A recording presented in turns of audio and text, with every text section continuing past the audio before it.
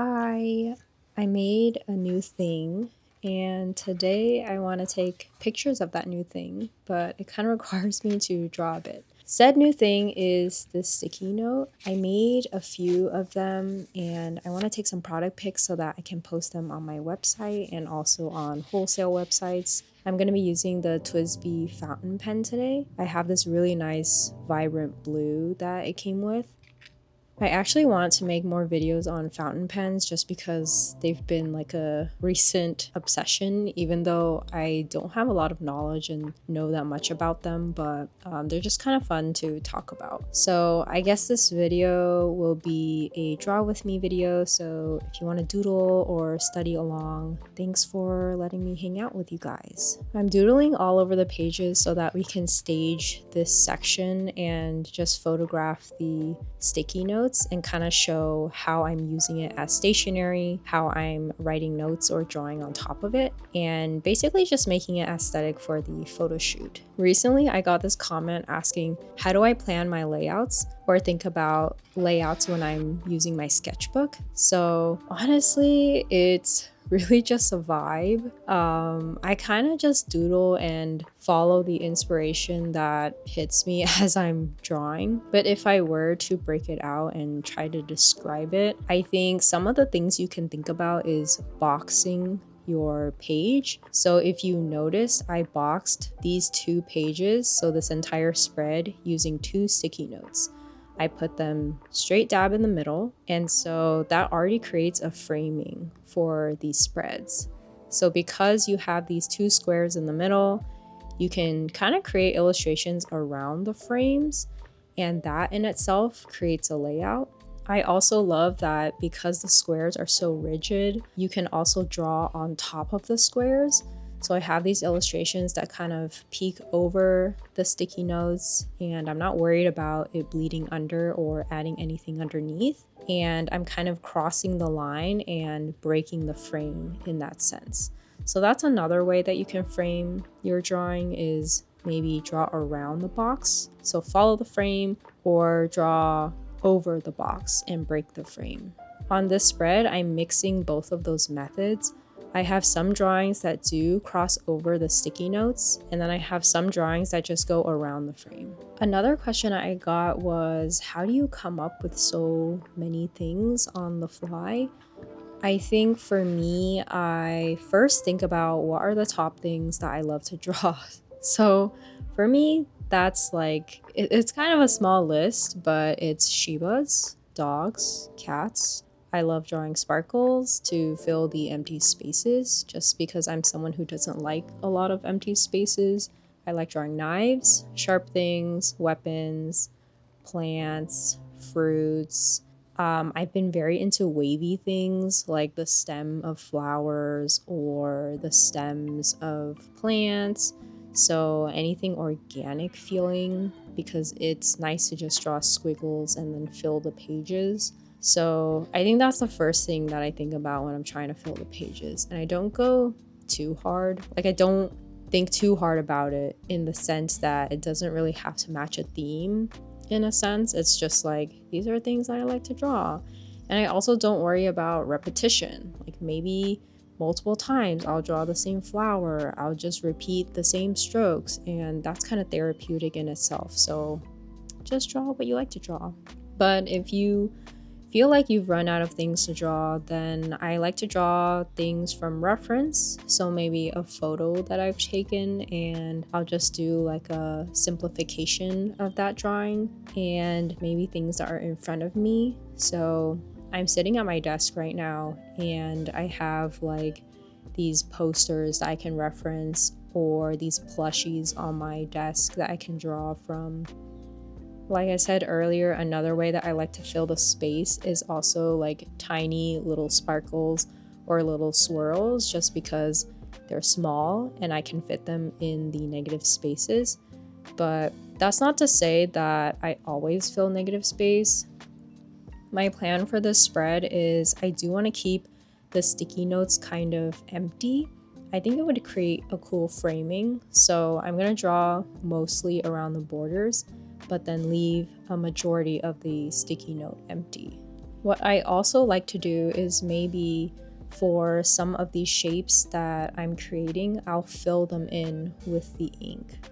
As someone who really likes line art, I tend to just draw the outlines of things, but I do like the texture and the composition that's created when you fill something in, especially if the ink is really dark. And this ink that I'm using is from Sailor. It's kind of a blue that matches the sticky note, which is really nice. And the borders of my sticky notes, they have this like blue that's filled in. And so as I'm filling in spaces in my illustrations, it kind of matches the theme of the sticky notes. And it kind of was intentional that I picked this blue just because, yeah, it matches the sticky notes. Alternatively, I did think about using an ink that wasn't blue, like maybe black or red.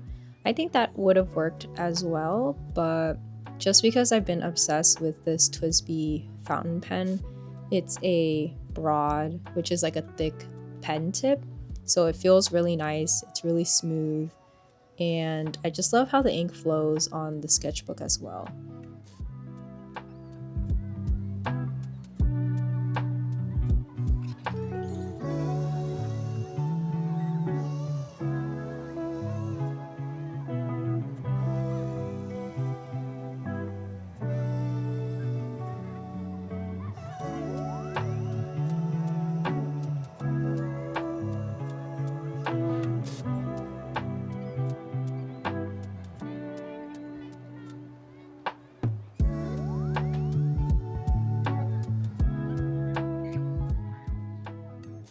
If you're new here, these are sketchbooks that I created, and I specifically made it so that the paper didn't bleed.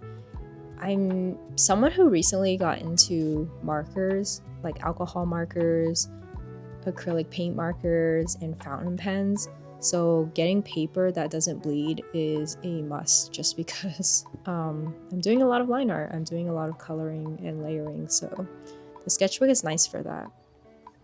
I think by the time this video comes out, my sketchbooks will not be restocked yet, but I'm planning to restock them around March, so I'll definitely let you guys know and update you on the latest for that.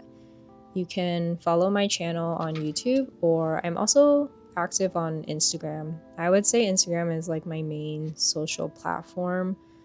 I feel like it's easy to post pictures, you know? They don't take that much effort. And stories, so you can follow me there. Another thing you can consider if you're thinking about laying out your spread on your sketchbook is drawing in the corners. Sometimes instead of starting in the middle like I did for these spreads, I will just draw on the corners. And when I do that, I start filling out the rest of the pages, just circulating around the corners. So that's another way you can start thinking about layout is, do you want to make it more symmetrical and centered, kind of like this spread, or do you want to make it asymmetrical, so maybe draw like on the bottom right corner and then next time draw on the top right corner? You can definitely experiment, and that's another way to fill in your sketchbook. So I really like experimenting with different layouts, so maybe like for this spread I'll start in the center, but then for other spreads I will start in the corners only. And you can start to discover what type of layouts you like in that sense. I definitely do want to make a separate video talking about the different layouts that I've done, and maybe do like a mini sketchbook tour where I show all the ways that I utilize layouts, but that will be another time.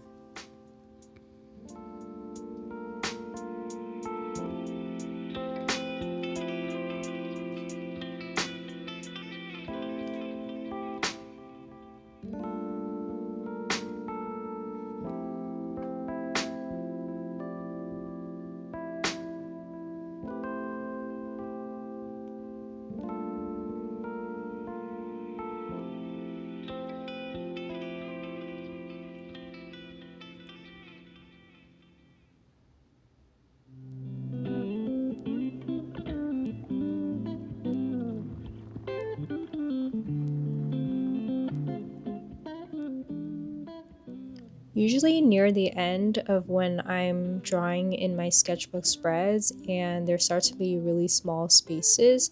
This is when I start thinking about, okay, what are the small illustrations I can add to fill the space?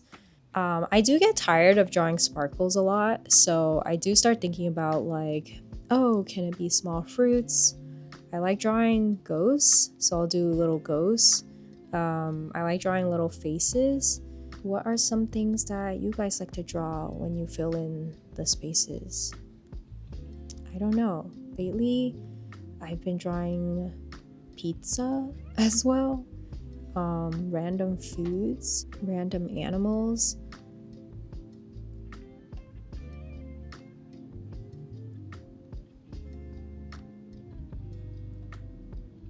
Don't forget to date your spread as well. That's something that I try to remind myself to do just so I can see the progress of my work over time. And I want to know how many spreads have I done in a day or like multiple days.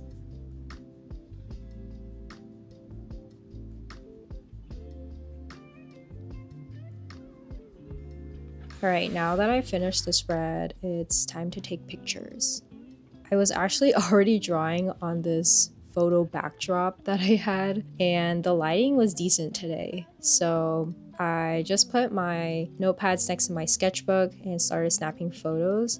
I didn't have to edit that much just because the lighting was pretty bright today. I designed 3 of these blue sticky notes, and I also have 4 Shiba sticky notes that are a separate series. They will also be available in my website once the sketchbooks are restocked. I think I'm gonna do like a joint launch where I have a lot of new things. New things like sticky notes, hair clips, bags. They're gonna be fanny bags. I have new stickers. Yeah, there's a bunch of stuff. You can visit my website and also join the newsletter if you want. But again, like I'm active on Instagram, so you'll mostly see updates there.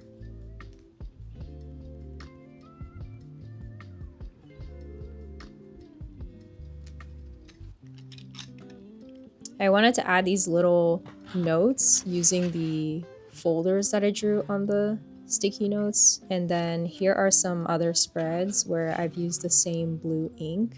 I've just been obsessed with fountain pens. They're so vibrant and I really like the broad tip that I got. This is a different spread using a different pen. So this one is a Jinhao. It's using a red ink and the tip is a medium, so it is thinner, but I actually prefer the broader one, but the medium is nice for smaller details, and the ink is from the same place, so it's also a Sailor. This page has the blue and the red ink. I'm actually almost done with the sketchbook, so maybe we will do another sketchbook tour.